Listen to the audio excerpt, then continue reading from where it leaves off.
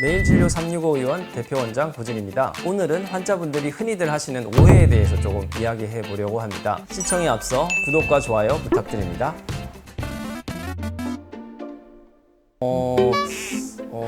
네, 요즘 그 소아과 진료받기가 좀 어려워져가지고 대학병원이라든지 아니면 상급병원의 의정 갈등 이후로 소아응급실에 환자를 받기 어려워지는 대학병원도 많아지고요. 이래서 아이를 데리고 어디 갈 데가 마땅치가 않은 상황인 것 같은데요. 아기들 같은 경우는 특히나 특별한 기저질환이 없고 건강한 아기 같은 경우에는 큰 문제가 있을 가능성이 높지는 않거든요. 어른이랑 달리. 그래서 매우 낮은데 가장 흔히 의원으로 오는 경우는 발열, 열이 난다든지 아니면 배가 아프다 이런 경우가 가장 흔하고요. 드물게는 이제 두드러기 이런 게 있을 수 있고, 그 다음에는 어지러움증, 두통, 가슴이 아프다, 흉통 이런 질환들로 오는데 100명 중에 99명 정도는 아주 큰 병일 가능성은 낮고 특별한 어떤 처치를 필요로 하는 경우도 매우 드물거든요. 차로 비유하자면 이제 아기들은 이제 새차기 때문에 근본적인 문제가 있을 가능성은 낮단 말이죠. 시간이 지나면 저절로 호전되는 경우가 대부분입니다. 그래서 그런 다양한 불편함으로 의원을 찾으시는데 이 병원에서 약을 먹었는데 효과가 없어서 다른 병원에서 먹었는데 효과가 있다 이렇게 생각하시는 분들도 있는데, 사실은 병의 경과가 원래 하루 이틀, 3일 정도는 좀 많이 힘들다가 그다음부터 점점 좋아지는 추세라서 처음에 약을 처방받았던 병원에서 효과가 없다고 느끼시다가 시간이 지나면서 어느 정도 병이 누그러지면 다른 병원에서 약을 처방받았더니 증상이 좋아지더라, 이런 경우가 대부분입니다 실제로는. 그래서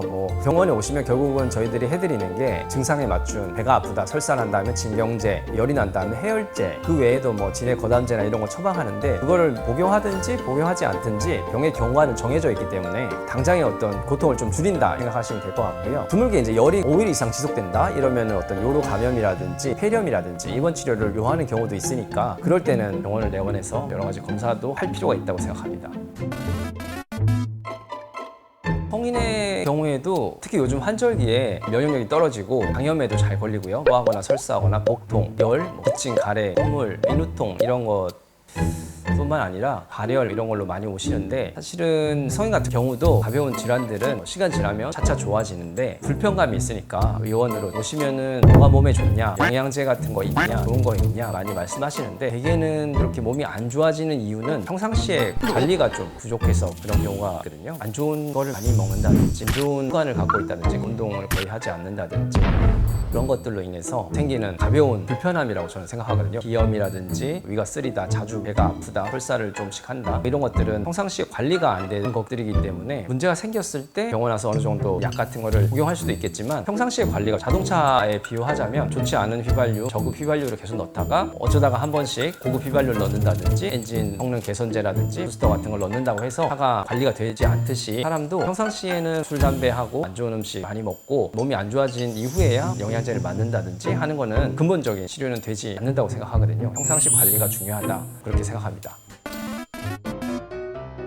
사람들은 대개는 뭘 먹어야지 좋아질까 고민들을 많이 하시는데요. 실제적으로는 어떻게 하면 안 좋은 거를 안 먹을까에 대해서 고민을 많이 하셔야 됩니다. 대표적인 게 술, 담배겠죠. 초가공식품들, 햄버거, 피자, 빵 이런 정제 탄수화물 이런 것들을 어떻게 하면 피할까, 이거를 고민하시는 게 가장 중요하고요. 그 다음에 그런 것들을 다 피하고 나머지 좀 부족한 것들은 영양제나 이런 것도 보충을 할 수 있지만, 정말 중요한 거는 안 좋은 걸 몸에 넣지 않는다. 자동차도 관리할 때 정말로 아끼는 차라면 고급 휘발유, 질 좋은 휘발유만 넣듯이 사람 몸도 가능하면 좋은 것만, 어떻게 하면 나쁜 걸 피할까를 고민하는 게 우선이라고 생각합니다.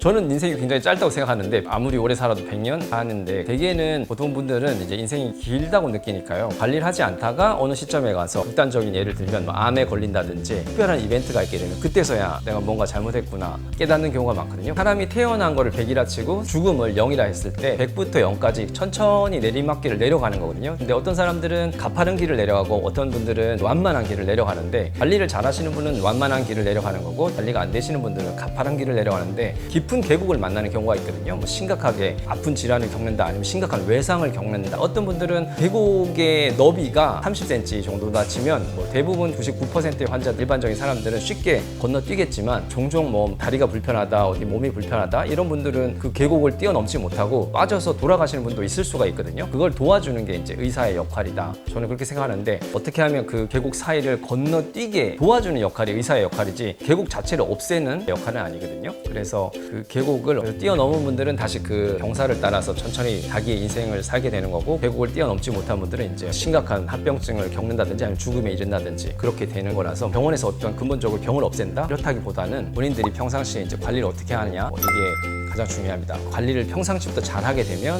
건강한 노년, 건강하게 생활을 계속 할 수 있는 여건이 되는 거고요.